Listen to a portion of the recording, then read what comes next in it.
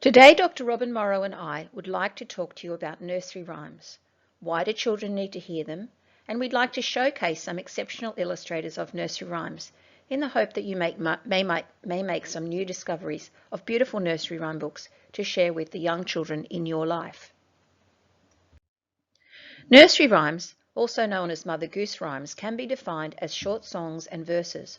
Often they are read or sung to children and recited by the young children themselves. We'd like to mention the work here of Iona and Peter Opie. In 1944, when expecting their first child, they became fascinated by nursery rhymes and began to research their history. In time, they compiled the Oxford Dictionary of Nursery Rhymes in 1951, which traced both the history and variants of 550 nursery rhymes, and it is still a classic work on this subject. Nursery rhymes have been honed by generations to become part of an oral tradition, but they take on a new life every time an adult introduces them to a young child. They impart a sense of security while introducing rhythm, rhyme, and humour, and help to set a child on a happy path to literacy. Nursery rhymes were part of an age-old tradition. Many were originally composed for adult entertainment. The earliest known published collection of nursery rhymes is dated 1744. Here is the title page from the book from 1744, and one from 1781, and from 1858. The layout of this page shows how nursery rhymes can be a way to introduce poetry to young children. So what is the issue? Nursery rhymes, which have survived for centuries, are now at risk of being lost in busy lives dominated by screen culture. We hope to show you that nursery rhymes are important. We'd like you to consider what we can do as adults to counteract this trend, that nursery rhymes may now be in danger of being overlooked. There are hundreds of nursery rhymes, many more than the common ones, and their rhythm and rhyme make them easy to memorise. Today we will share some special nursery rhyme collections which have fabulous illustrations. As with all books for children, our children do deserve the very best. Many parents and young children will recognise this illustrator, Axel Scheffler. While preparing this talk, we saw this letter in the Sydney Morning Herald, which reinforces many of our points today. The extra pre-kindergarten year at school is a precious opportunity to design a curriculum to open up the rich world of nursery rhymes, fairy tales, myths and legends that devices have stolen from many. Here is our chance to re-establish this important cultural heritage for our young people. It will stick with them for all of their lives.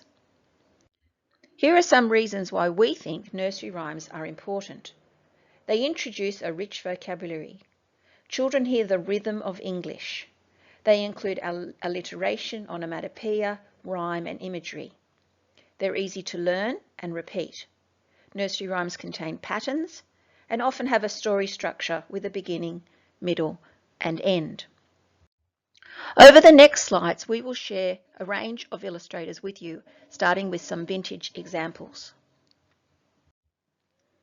Here's Beatrix Potter, and some examples of one nursery rhyme, The North Wind, and the interpretation by 3 different illustrators.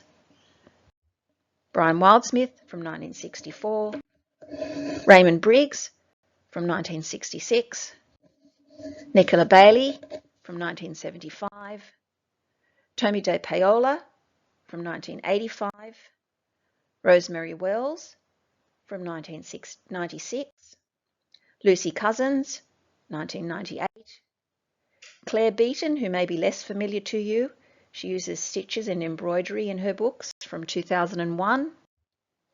This particular version of The Old Woman Who Lived in a Shoe, a favourite of Robin Morrow's own children. Jackie Morris from 2011. Mies van Hout from 2014. Faith Jarks from 2016. Shirley Hughes, 2021. The previous nursery rhyme books were all by single illustrators. The editors of this book, Over the Hills and Far Away, invited 77 international illustrators to contribute. Many of these names will sound very familiar: Anne James, Bob Graham, and Bruce Watley from Australia, along with Mo Willems, Pamela Allen, Helen Craig, Catherine Rayner, and Michael Foreman. Here's the page featuring the work of Bruce Watley. And now for some fun. Once children know their nursery rhymes, then this is a book to take it all one step further. This book was published in 2022 and is aimed at much older children and even adults. I highly recommend this book for upper primary and junior high school. Once a child is familiar with a nursery rhyme, they can then appreciate the fractured and humorous versions or extended stories, such as these Humpty Dumpty examples. Here are some junior chapter books based around nursery rhymes, and some single edition picture books which often fracture the rhyme. We even found some ideological versions of nursery rhymes. Now on to Australia. In 1993, Robert Holden collected forgotten Australian nursery rhymes in his book, Twinkle Twinkle Southern Cross. Here are two more collections with Australian examples. Can You Keep a Secret was a Children's Book Council of Australia notable book in 2009. Reading and enjoying this famous book, The Jolly Postman by Alan Alberg, certainly relies on a knowledge of nursery rhyme characters. On behalf of IBBY Australia, we thank you for your interest in this topic.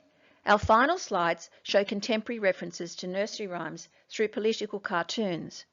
We hope these will serve to emphasise the importance of having familiarity with nursery rhymes, and we also hope the books we have shared with you today will inspire you to hunt out more nursery rhyme books for your own family, for gifts, or to add to your own library collection. Thank you.